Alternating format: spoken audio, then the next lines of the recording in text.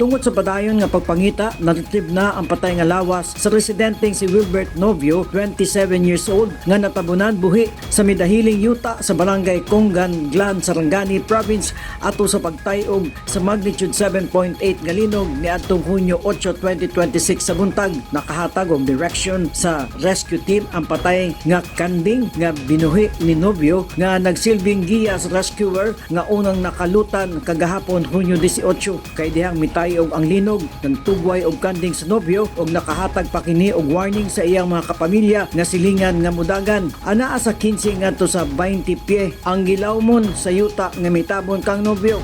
Nangunay og hatod sa humanitarian assistance si UAE Ambassador to the Philippines Mohamed Obaid Al-Khatam Al-Zabi ngadto sa mga apektado sa linog sa Glan, Sarangani Province. Ang emergency relief goods gidawat mismo sa lokal nga gobyerno sa Glan ug gipasalamatan ang UAE sa gitunon niini nga assistance. Ang assistance na kung tabang sa mga residente nga nakasinati og kalisud tungod sa natubong linog. Peng Alinyo, Newsline Philippines. Stay safe.